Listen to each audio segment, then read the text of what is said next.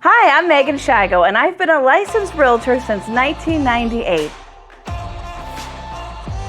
I've sold over 1,000 homes, and I'm here today to help you have your best buying or selling experience.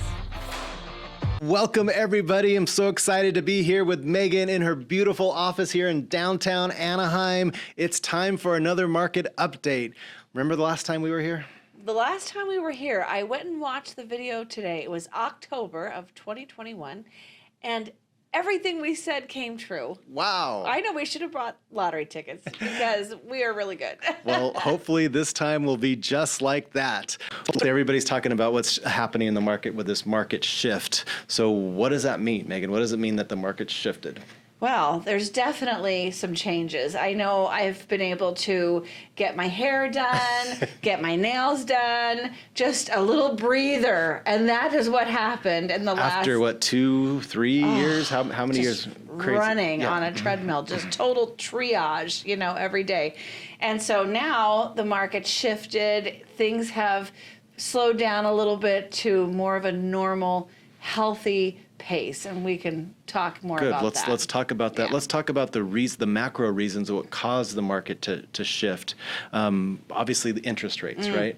We went to 6% in June, and that was like a 3-point bump in a very short period of time. Have you ever seen anything like that before? I have never seen anything, and that was my like my worst fear. I was really nervous. I think I texted you at the beginning of March, and I said, David, something's up. Something's about to hit the fan. Right. 90 days from now, I suspect. And then 90 days later, it did. Then I texted you in 90 days. I said, how interesting. Look at this. Right. So the interest rates are definitely top of everyone's mind, top of all of our conversations, and of course, inflation. Inflation, for sure. We're at a 40-year high with inflation. So I think the 1-2 punch of inflation and interest rates have really caused this shift, which has resulted in more inventory and less demands, less buyers looking for homes. And then you've got this crazy perception that a lot of consumers still think that there's this bubble happening, and you got some agents who even think that there's a bubble happening. Why do you think that is? I don't know. Because it's not true, right? And we'll go into that. I still don't see any sign of a bubble.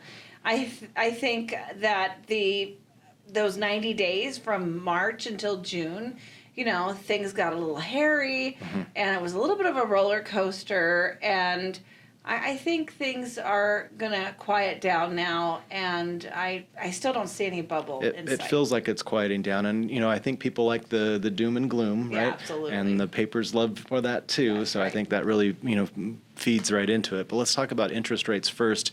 If we look at this slide here, this is week by week, every week this year, what happened with interest rates, and it's hard to believe that we started at 3% at the beginning of the year, got to 6%, and now we're down to 5%. But it's some huge fluctuation with rates. I am so happy that I'm not a loan officer because, and and loan officers that haven't, that don't understand how rates work or where does it come from. I mean, this is like where the rubber meets the road. They have to be able to explain things to their borrowers and timing the interest rate lock, and it's been interesting. It's been crazy, and the Fed has really put the brakes on all of this by meeting and raising back-to-back 0.75 on the rates, and they say that there's more to come on this, but this has been unprecedented what they've done.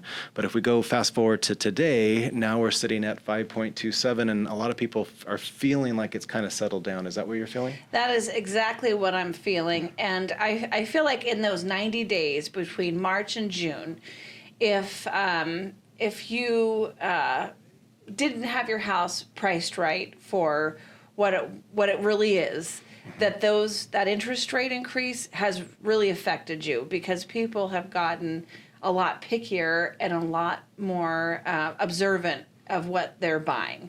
And so that would be more of a normal market. It right? is, absolutely. Right? I mean, if you had a house in the last 2 years that was on a major street, or it was 3 stories, or it only had one bathroom, no driveway, no garage, it was your time. No upgrades, no problems. Upgrades, a leaky roof, no permits, Right. a pool that's no water.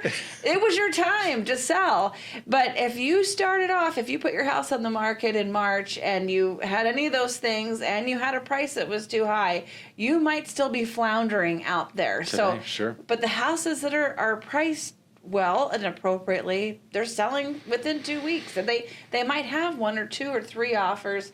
So things have definitely settled down. I think, picking the right agent is a huge thing right now, more than ever. All of these changes with interest rates, the result is that there's less people buying houses, right? There's just less people buying houses, and that the people that are buying houses, what we're seeing is some arms back into us. Explain to everybody what is an ARM and what that means. All right, good. So it's an adjustable rate mortgage, and typically it'll start out at a lower rate, and within maybe 3 to 5 or 7 years, it will adjust. Okay. So somebody that has a plan, if they know they're going to move in 5 years, or they're going to move out of state, or whatever their situation is, then they might get a loan like that because they're going to not be around for when it adjusts. But you can refinance that rate at any time that you feel like it's a solid rate for the market that you want to get yourself, signed up for if you decide you want to stay there long term. But adjustable rate is a great way to. That was a popular product that we used for a long time. Yeah, right? like my husband and I, we've used adjustable rate mortgage several times. I think we have bought all of our, was back when you had to pick a payment. Like it was just the principal interest, or extra principal. But it's a great option to have and a great way to get your foot in the door, because the alternative is you don't own anything and you're renting. So we're seeing those arms kind of after having 0 arms, because rates were so low. Now it's ticking up maybe 10-15% of the market now with arms. Absolutely. So the bottom line with rates is that after a series of years of rates just going down, now they've been going up, and now it seems like we're plateauing a little bit. Is that what you're feeling? I feel like that, and that's probably the most welcoming part of this whole story is the graph that you showed earlier with the rate changes weekly. That was that really scared a lot of buyers. So while we have sort of a lower demand right now, I think that once people sort of settle in, and because that's a whole group of buyers that were affected during that time. So once they see that the market has stabilized and that rates are going to be steady, then I think they'll come right back into the market, maybe spring of next year. Or personally for me, I'm going to tell you a little secret. This is my favorite time of the year to buy a house, the end of summer, because if it's a seller that put their house on the market at the beginning of summer and it's not sold yet, not in escrow, they're feeling really like they're under the gun here and they've got to get this house sold. And so as a buyer, this is in my opinion, the best time of year, between August and October, to get a house and not have to go overboard. Feel good about it, right? Yeah, I think totally. we had a period of time this year where I think buyers got homes and then they kind of felt gross about what they had to do to get this house, right? It's been awful. And now they feel like this is, it's a fair. Yeah. So let's go into inventory. We're definitely see inventory on the rise. In all of Southern California, we're about 31,000 homes on the market right now. What I want to talk about a little bit today, because a lot of people are trying to compare 2008 and now, and they're totally different times. Totally different times. So in 2008, in all of Southern California, I said there's 31,000 on the market. Now there were 125,000 homes on the market in 2008. So David, nothing do you compared. remember 2008? I do. We survived. We survived with all that inventory. Yeah. So yes, we have more inventory now, but nothing like it was before, and still historically low. So if we look in Orange County specific, on the market today is 4,103. Compared to last year, we were at 2,520. And in Anaheim, just Anaheim proper, 219 homes on the market in Anaheim, which is not a lot, but more than we've had for a while. Yeah, right? yeah, it is a welcome relief. It's like, as a home buyer, it's so nice to be able to go out and look at 3 or 5 houses right. and then be able to pick one. And not have to do anything, like you said. You don't have to sell your soul Right. to be able to purchase a home. Which is a balanced, more fair market for sure. So at the beginning of the year, believe it or not, we started in Orange County with only 954 homes on the market was so for all of terrible. Orange County. You know, it's crazy. And at that time, there's probably 10 available in Anaheim. It at was that time. awful. I remember in January, I sort of spaced out putting some on the market just because it's like January is always kind of like, how's it going to go? You want to wait until the holiday's over. And I remember the first house that we had open house on, I got there early to turn on all the lights and set the music and everything. And I got there and there were a line of people around the corner. And I was like, whoa, because Something's happening. something's happening. Because people, we had just been able to have open house since June. Oh, that's right. Right. And so we had like 6 months of open house, and not everybody was coming out still because of their health concerns. Right. And so when that happened, I was like, oh, wow. And that was the theme for all of January and February. 50 to 100 to 150 people at open houses. House is selling for 100,000 over asking. What was the most offers you got on a property at that time? 36. 36. 36. Wow. So, the house that you just most recently sold, how many offers did you get on that property? 3. 3. Okay. Yeah. All right. Yeah. So, And it wasn't like anything crazy. So we've seen a lot of people reducing their prices right now, and a lot of people, like, again, the people that are trying to be the doom scrollers are like, oh my gosh, the market's crashing because everybody's reducing their price. But if you kind of dig deeper, it just seems like homes that were not priced right correctly from the beginning. Right. Is that what you're saying? Yeah, and plus if you got caught in that 90-day period, you might have a little bit of a hiccup there. You might have to press restart on that. But going back to really bringing value to your clients as a realtor is being able to predict the next 2 to 4 to 6 to 8 weeks and really prepare them for that, because you don't want your listing to turn into stale bread. You want it to be fresh and attractive and have a lot of activity. And even if a seller says, well, I'm not in a rush, which is, we hear that 1 out of 10 times. Sure. And it's fine to not be in a rush. Hey, I'm not in a rush either. But the fact is that the culture of the real estate market in Southern California is a lot different than other places. And that is that it really needs to be under contract fairly quickly. In order to maximize what you can get for Absolutely. the property, right? I mean, that's the whole bottom line, and that's the expertise that you bring to the table, because you can predict what's going to happen because you've seen this before, you've been through this before. Exactly. So price reductions, and we see what days on the market. So now in Orange County it's 69. I think in Anaheim we're at 70, something like that is the average days on the market for Anaheim right now. So things are taking a little bit longer. What's the average that you're selling homes for right now with the properties that you Well, have? we've got, our average is right now about 2 weeks. Okay. So from when it is up That's for way sale. better than the market. Yeah, until it's under contract. It's And about do you 2 think it's weeks. because you're pricing it correctly? And Yeah, that's what's happening? absolutely. It's like we do a lot of counseling. I tell my clients, I said, listen, most of the work is done before the photographer gets here, okay? And even though you want to sell it as is, there's things that we need to do to really, bring out the best in this property. We got to rearrange the furniture. We've got to have professional cleaning. We've got to have the windows done, the flower beds refreshed. I mean, the whole thing.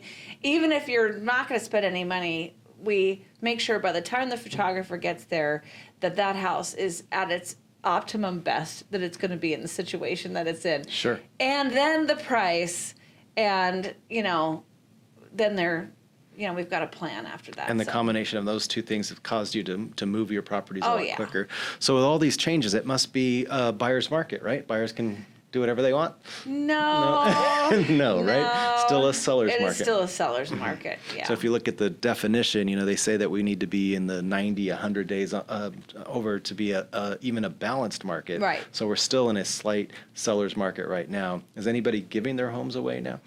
No. Yeah, nobody's. Now, giving. houses, you have to look at the interest rates, right? So it started at 3, now we're at about 5.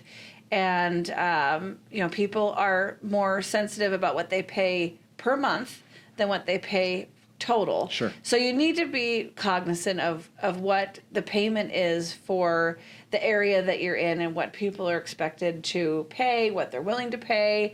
And It's important for sellers to know that too. Yeah. Right? For the seller needs to know, hey, this is what somebody's going to have to pay to buy your house. they sometimes are very surprised because they're paying $1,500 a month and the next person's going to be paying $5,500 Right. a month. So it's like, hey, guys, we need to find the person that makes $12,000 a month. Right. And that's not as many people as you would think. Exactly. So just pricing it, just being real conscious of who your buyer's going to be for that house, and what their budget is going to be, and have the price in that realm. Right now here in Anaheim, the hot number of what's mostly affordable to people with a 10 to a 20% down payment, which is what I'm seeing. I haven't seen an FHA in a very, very long time. Yeah. I've seen a few VAs, but the 10 to 20% down, 800 is the number. Okay. So that's kind of our, you're going to Magic. get a nice property for 800. Your first property. It's funny to say that because, where we started here in Anaheim, that was a lot more, but interesting. So let's talk about buyer demand. All this thing is causing, less buyers out there. We're down to below the number from before the pandemic. And in Southern California, it's 12,329. And when we talk about demand, that means how many homes went into escrow in the last 30 days. So in the last 30 days, 12,329 in Southern California. So that's down. Now, what's interesting happened here in the last couple weeks, we saw how sensitive interest rates are into demand. So if we look at this, orange line right there, we kind of thought that we had already peaked and that we were going to go down with demand for the rest of the year is kind of where it was going. But with the change with interest rates, we saw just in this last couple of weeks, demand shot back up, right? Yeah. That's how sensitive people are to interest rates are right now, to have that demand go up because of the change of interest rates. Absolutely. Very, very sensitive. But that's exactly what I was talking about, was that 90 days was turbulent, it was scary, and I think things are leveling out, so people are going to start going back to the market when they know that there are houses for them to choose from. We're already starting to see that, yeah. Yeah, they're watching what the sales prices are of houses that have sold that they were interested in, and they're like, okay, maybe it's time for us to get back on board, because after all, we need a place to live. So. For sure. So demand in Anaheim is 108. So we said there were 200 and some active, and the demand 108. Those numbers were flipped for the long time, right? We were selling way more than they're active, but now they're definitely going the other way. So this shows what we were just talking about. So you saw that demand increased by 6% these last 2 weeks here in Orange County, and that's completely because of interest rates. And really the silver lining that we're seeing right now is that because of more inventory, exactly what you're saying, and interest rates, we're seeing more people go back into the market. And so this little cycle, if maybe we're in, was kind of short, right? It was this little short that we're seeing people go back in there. So all of this brings us to home prices. If we have, less demand and more inventory, what does that do to prices? It puts some pressure on prices. So the new median price in all of Orange County is $1,025,000. So this is the first time that number has gone down. So last month it was $1,050,000. So we went from $1,050,000 to $1,025,000. That's still a 13.9% increase year over year. But some of the headlines would say, "Oh, prices are going down." Right? Your prices are no. Prices are still up 13.9%. Right. They're not going down. They're actually, it's the rate of appreciation is decelerating. So it's just not rising as fast, but we're not seeing prices go down. I think that's really important to pause on that for 1 second. Is that yes, the rate of acceleration. It's it's not sustainable to have double-digit appreciation every year. Right. So a normal market, in my understanding, is, and I'm no economist, but it's 5 to 7% is typically just a normal, healthy kind of chugging along, rate healthy, of appreciation. good market, yes. Yeah. So 13%. It's fantastic. And we were 20 the year before. So, Yeah, that's not sustainable at all. And what people need to remember, too, is, if they have a house to sell and they're upset because they're reading the headlines and they're saying, that the prices are going down. We're explaining things here, but, if you're buying, it's happening all over the country. So it's kind of a wash. I mean, obviously, if you have $1 million house and it appreciates at 13% in Orange County, it's going to be a little bit different than a $500,000 house in Texas. Right. Right. So you're still in good shape, and just just remember that we're not in a bubble here. It's happening everywhere. Things are changing. You've already touched on it a few times, but right now pricing is so critical. It with is. everything.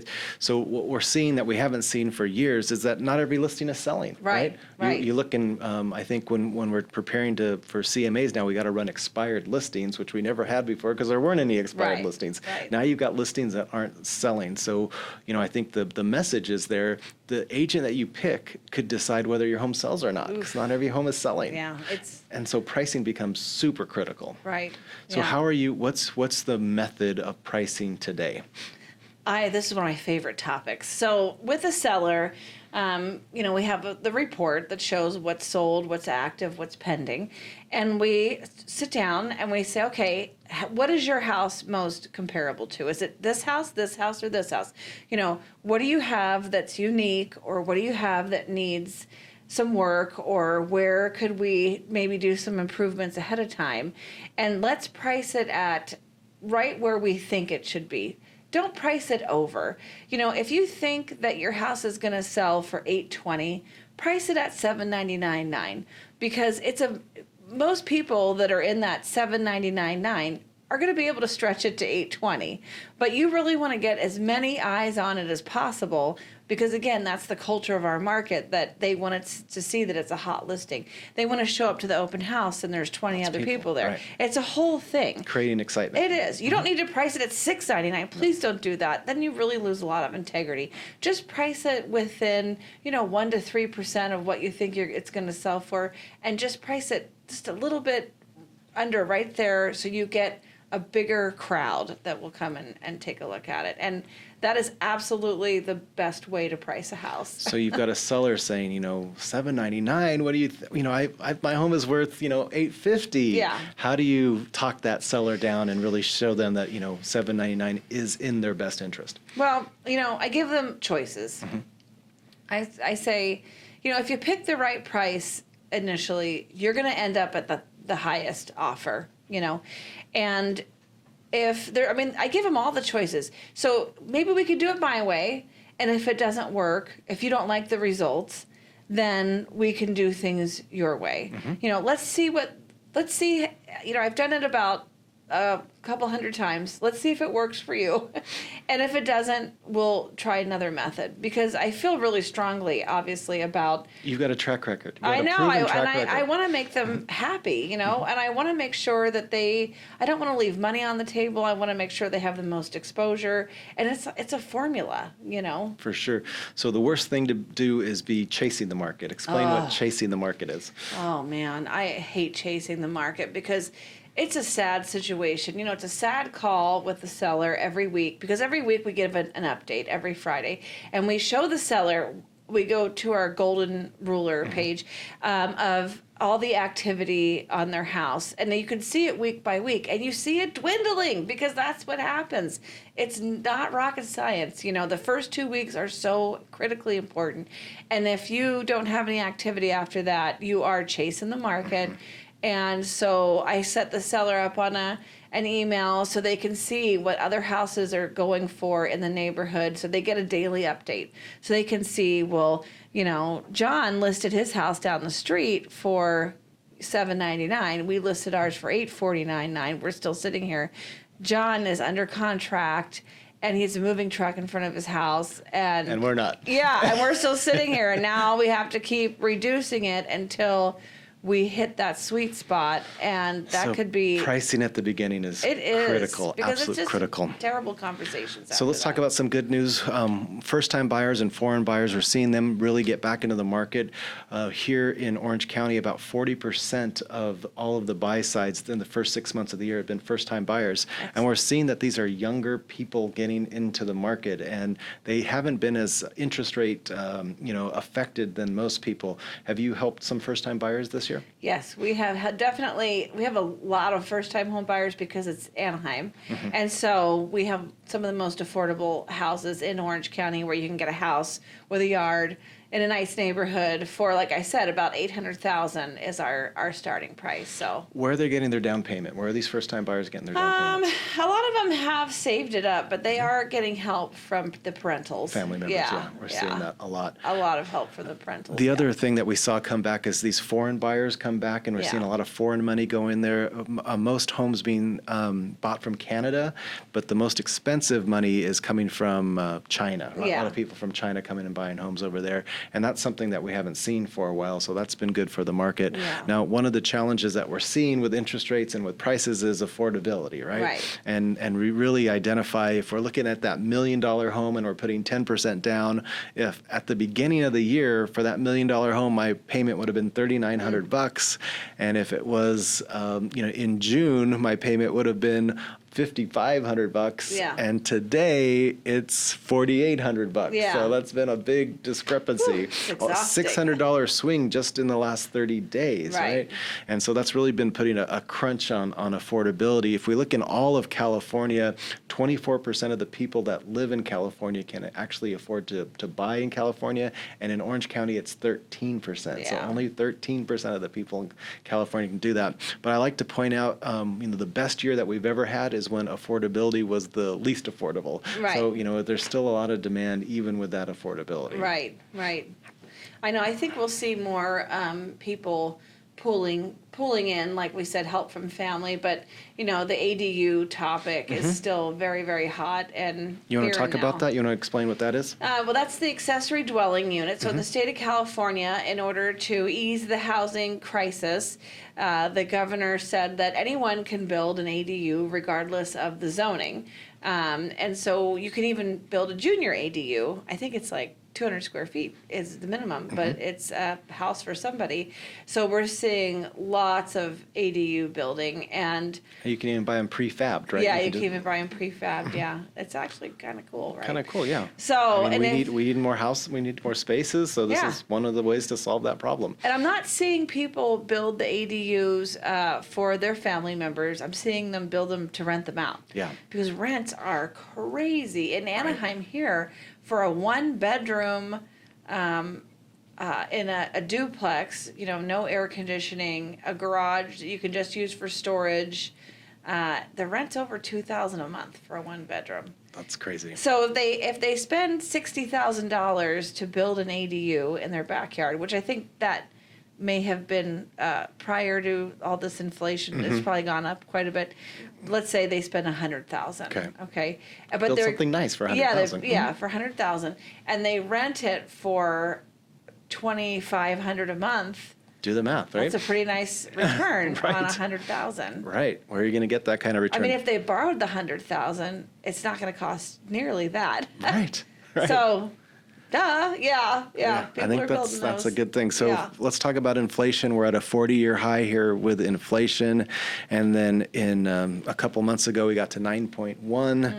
And then just last week, the new numbers came up and we're at 8.5. Now, some people are thinking that we've peaked, that maybe, all the things that they're doing is going to cause inflation to come down. What's your feeling on what's happening with inflation right now? Well, I think that's interesting to watch, and to see what things cost when they trickle down to us, and it's been interesting to look at inflation and also the sort of supply issues we've had because of COVID or because of the ports, or there's so much to how we end up paying how much we pay for things that I think it's like gas. That was up. Now it's a little down. 60 days in a row, gas has gone down every day for 60 days. Yeah. So that's a good So I thing. really feel like everything is kind of taking a deep breath. We got the stock market. Stock market seems to be happy with what's happening right now, which is a good thing. Interest rates kind of settling down. And I think people too, when we talk about the Fed, bumping up the interest rates, and people think that that's automatically has to, translates into the mortgage rates going up, but that's not the case. That once you see the stock market, they're happy about what the Fed's trying to do to then stop. You see rates, right? Yeah, then you see the rates go down a little bit. Right. And that's what we've seen happen. So For sure. So if we look in Orange County, inflation 7.7, which is, lower than the national average, which is good, and lower than Inland Empire. But all of this has caused people to kind of, take a break of their spending now, really look at everything that they're doing. I've heard of people canceling their vacations because of gas and, really kind of cutting back on all the things that they're doing. They said Netflix, there were 5 million people cut their Netflix subscription. I cut my Netflix. But before or after the Stranger Things release? I know. I was so sad that I did it. I did it like in January. I thought I'd just watch Hulu and YouTube, and then Stranger. And I thought, oh, what a dummy. But people are a bit sensitive, right? I did. I'm like, how I'm many not streaming services do we need, right? I know, exactly. Now Disney's going to raise it. I'd never watched Disney. Forget it. Yeah. So people are changing their habits. What people are changing is that they're looking for cheaper homes now, right? With everything going up, people are looking for cheaper homes. You talked about rent, and if you look at the top 5 U.S. metro areas, Anaheim's right there, number 1. Single family home rent $4,600. $4,600. You could buy it for $4,600. Right. Yeah. Right. So the best hedge against inflation is to buy a home. Then right? your money is in the market. It's and in the growing. market, and you can control your biggest expense every month. You can put a cap on that, right? Exactly. You can have a fix that over that versus having no, able to stop what's happening with inflation. And I think that's why this younger people, they get that, right? They get that, and that's why they're buying homes. And also after COVID, we found that a home has been more important than ever before. Right. A home needs to be our everything. Right. And if it's going to be our everything, I can't get that in a rental, right? Absolutely. And be able to, it's like the uncertainty if you live in someone else's home. I hear it all the time. People call me, oh, I've been living in this house for 13 years, and the owner called and they're moving in. Right. And it's like, well, that stinks. Now you have to pay probably 4 times as much rent because the owner hasn't really raised the rent, and you've got nothing to show for it. 13 years of rent, nothing to show for it. So more good news. We talked about the stock market. We talked about inflation going down. We talked about interest rates, also jobs, right? The jobs report here in July, double what was expected. 528,000 new jobs added in July. Great news. Great news, but a little bit of a turbulent day on the stock market. Yeah, a little bit. What's what happening? Do we do with this? Is it okay? Is it not okay? We're not sure because it was way more than they expected. More, yeah. So all the jobs that were lost before COVID have now been added back finally. Hallelujah. So that's back.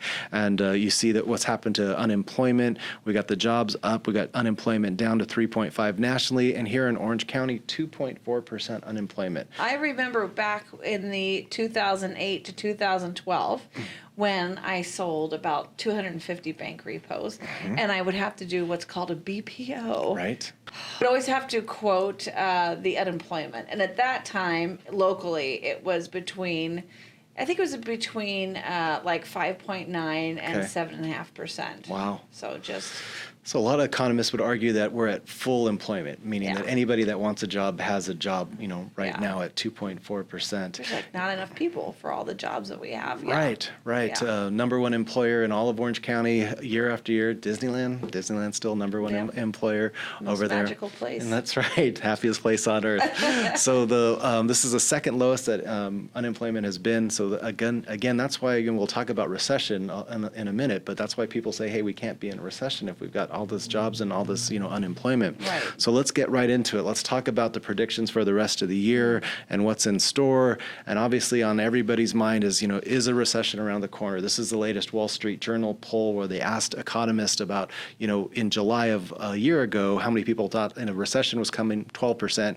July of this year, 49%. So if we look at the technical definition of a recession, it's 2 consecutive quarters of negative GDP. And if we look at that, we've had that in the first and the second quarter. I feel like we're over it already. Right.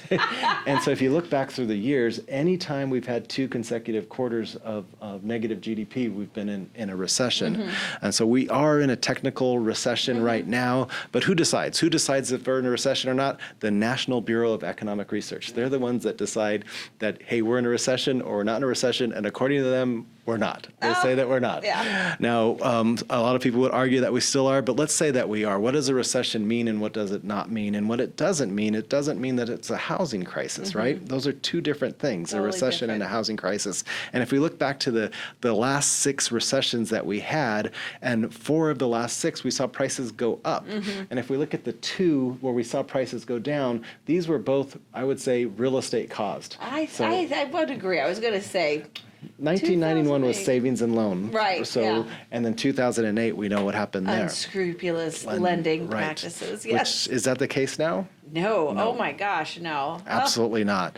What else does a recession mean if we're in one? A recession means that rates go down, right? If we look at the last recessions, rates have gone down an average of 1.8%.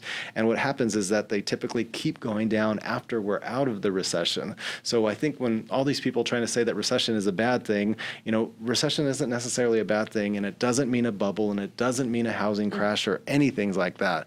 So what are we predicting for interest rates for the rest of the year? This is the latest one. You look at what Freddie, Fannie, NAR, and they're saying that in the fourth quarter we'll be at 5.3%. Stephen Thomas last week said that we could get in the high 4s on that. And it wasn't that long ago that people were saying that we could be in the 7s, right? Right. I know. So I know. what's your magic 8 ball for interest rates? I think the high 4s, low 5s, somewhere in that range. I think we're just going to sort of flounder around there. And that's a good rate, right? That's fantastic. It's a great rate. I'm so happy with how everything is going because we didn't crash and burn, and it's been sort of a quick recovery, and it just will sort of settle in, and then it'll be winter, and that market will be here, and I think as of next year we may just return to being a normal market. Yeah, kind of work everything out. Market, and I love that. I think that's a good thing. I love it for the consumer because it gets some room to breathe. It's healthy. It's It definitely is healthy. yeah. Let's talk about appreciation. So,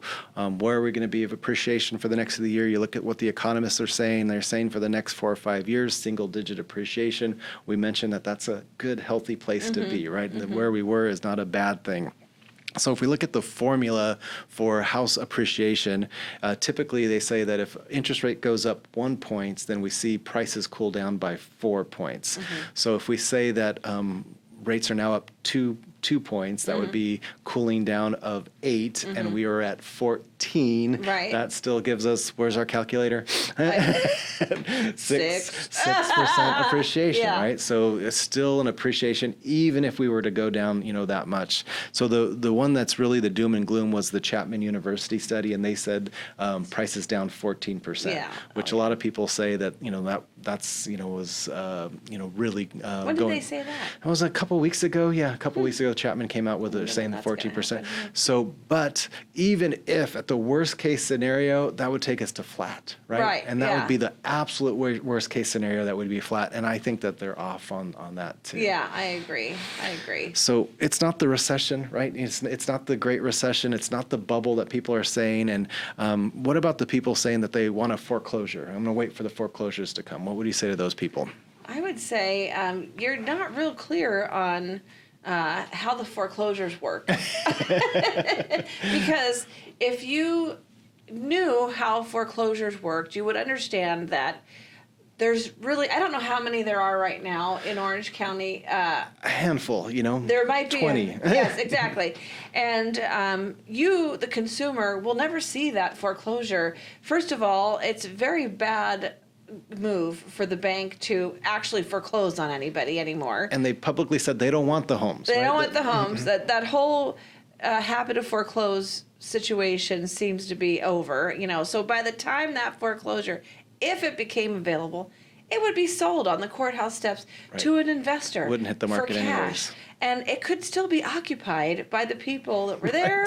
Right. I've heard about people buying seconds when they thought they were buying the whole property. Right. So this is not for the faint of heart. Like you're And never there's going no to see this flood of foreclosure. foreclosures hitting there. So Yeah. this is the foreclosures for the last years. So you see that there's really not a lot. Now, this is the first 6 months. So this is comparing the first 6 months of 2022 compared to the first 6 months of other years. Now, I know 2020 and 2021, they're very low because we had the moratorium, then you couldn't foreclose on it. But if we go to 2022, 164,000 is just, that's in the entire U.S. Yeah. It's not a lot of foreclosures. There's not doing there. We mentioned this. And who knows why those happened? I mean, did they knows? pass You know, away? in Did they lose their business because of COVID? I mean, there'll always be those things, but there's not going to be a way. variables. Now, we talked about the lending standards.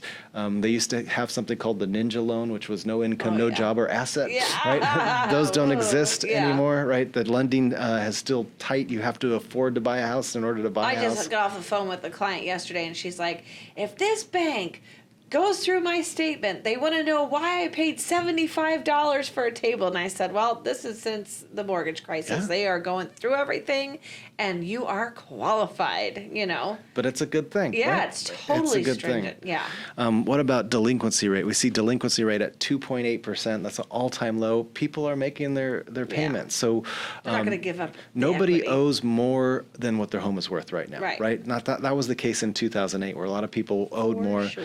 But that's not the case. So we had the average down payment for the last few years has been over 20%, Mm-hmm. and then we had double-digit appreciation through these years. There's a big cushion in Yeah. there. People own a lot of equity in their home, and that leads us to the tappable income in equity in homes right now is $11 trillion. Mm-hmm. $11 trillion people have in their homes right now, which is just a lot. That's why we're not going to see foreclosures. We're not going to see short sales. One thing that I wanted to mention how it was different from before, we said average days on the market is 60. Back in 2008, you want to guess what the average days on the market was in 2008 in Orange County? It's a 180? trick question. It was 400. 400. And the reason why is because these short sales, you had to keep them active this whole time. So these short sales were on the market for years, right? And so when people say, oh, it's the days on the market is a lot. Well, it was 400 before. You know, it's only 60 now. We're okay. So then, the question with all of this, well, should I rent now or should I buy? What's the answer? Well, I mean, it just depends on what your time frame is. Okay. I mean, if you're going to sell and rent and then buy something, you want to kind of get the lay of the land, or you'd feel just comfortable having the money in your account. You don't want to do, a contingency sale. I tell people all the time, I met with somebody yesterday, I said, sell it and then you can go on a vacation rental for 30, 60, 90 days. Sure. Live your best life, have somebody else's things, you don't have to worry about anything, and then buy. But you should buy. If you can afford to buy, Yeah, you should buy. you should still Pull buy. in with your friends, your family, and buy. So kind of the advantage that we see for buyers right now is, like you were mentioning it about, there's some sanity in the market right now, right? So you're not competing with 10 other people or 36 other people. gosh. You're not competing with cash. You're not having to agree to these escalation clauses and waiving your appraisals. You don't have to do that anymore, right? That was awful. Yeah. So it's more of a fair thing for buyers right now, which is a good thing. Right. Agreed. One of the things that we saw from Stephen Thomas a few weeks ago was how he was comparing 2008 and now. And if you look at this thing, it really shows the difference of what was going on back in the Great Recession versus now. He talked about there were these lower no down payments were common, and now large down payments. The average FICO score before was 681. It's 745 now. You had a bunch of people with cashing out with refis, lots of jet skis in people's yards. I know. That's not the case right now. Everybody had another house at the river or another home or That's something. definitely not the case. You had delinquency rate was 4.7 versus the 2.8 now. That 11 trillion that we have in tappable equity was 5 trillion back then, and before then it was 31% of homeowners had no mortgage, and today it's 37% of the people don't owe anything on their homes at all. Yeah. I mean, so there's just a ton of money out there. So for those people that that want to compare this, I think the facts really show that there's nothing as comparable to 2008. I am not even worried. So I like to, this is for the analyticals that really want to go down to it, but the people that just really want to talk about what are the two reasons why it's not like 2008, and it's because the inventory is, we still have low inventory. Yeah. Back then we had so many homes on the market. That's not the case. And then in the mortgage lending standards, if we boil it down to those two things, is why it's And those different. two things are not going to change. They're not. so many people refinanced and got a 2.5% interest rate. They're not moving or selling anytime soon. So Right. I don't see that we're going to have the same sort of transient, housing culture as we've had in the past. People are staying in their houses a long time. And I think the inventory is going to always be on the low side, around here anyway. I mean, this is Orange County. I mean, Right. You know. So with all this stuff going on, really the value that you bring to the table is more than ever, right? Tell us about the expertise that you bring and why that is so valuable is really right now more than ever. Well, I mean, I have seen it all. I've literally seen it all. Right. This is my 24th year. Wow. Over 1,000 houses sold. I have seen it all. And I, as a seasoned realtor, you have to be able to speak to people very candidly. And you have to remember that you are not there to make friends. You hope to be friends when it's all said and done, but you're there to be their advocate and to make sure that they are making the right decisions for themselves, their family, and really, if you kind of go into that relationship with that heart, that mind, then, it's easy to guide people if you're just honest and use all of those years and all of those transactions to say, this is how this is going to go down. And you're typically correct. I'm not right at any other things. I'm a marginal cook. I don't know how to roller skate. Okay, real estate. You got this. It's my thing. Yeah. Now, when you say this, it seems so simple, but it's not very common, right? There's a lot of agents that, why do you think that, agents, don't price things right or tell sellers what they need to hear? Why do you think that is? Because it happens all the time.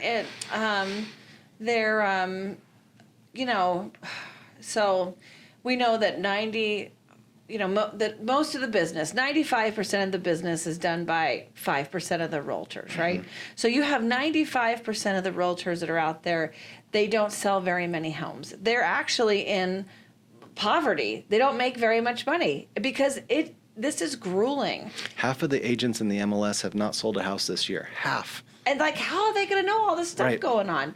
I mean, this has been like a crazy, if you come to list a house and the last time you listed a house was last summer and you're doing it now, you're probably going to not make some very good, recommendations to your client. And so, you just, I don't want to, like I said, always, I want to be supportive of people, but I think that agents, if they're not active, if they're not selling homes consistently, they're not in the market, and they have no money, that they're looking for people to, we call it buying a listing. Mm-hmm. They just tell people what they want to hear. They don't have any of their own real thoughts, and so it's the tail wagging the dog, Sure. So you really have to be able to know what in the heck is going on and what the best approach would be, and have the right tools to get a seller to get their house ready to put on the market and quickly. I know that we have recently, we're using Free Model, mm-hmm. and we're actually using them on a couple of projects right now, and that has been really helpful to sellers because you pay for it at closing, but it's like we want them to get top dollar. No cash up front. They can get their house fixed up, right? Exactly. Mm-hmm. So we're painting, we're doing flooring, we're doing landscaping, and I really see that this is the market where we can really put a price tag on the return of those things. When there's more inventory, you really need to stand out, and that's one of the tools that we're using. So somebody that doesn't sell real estate, they can't do that. They don't have any tools. They don't have any referrals, references. So I think more than ever, it's really important that when you're looking to hire a realtor, you need an expert. Yeah, look them up online. If there's no reviews or nobody's ever heard of them, you might move on to the next person. Yeah. This is when your expertise really brings a lot to the table, and your track record of all the years that you've done, all the people that you've helped, and this is where you can even help more people. So I want to thank everybody for tuning in with us today. If you have more questions, please reach out to Meghan. This has been amazing. Hopefully we'll look back in 6 months, a year from now, and we'll say we were right again. We were right again. Thank you. Thank you.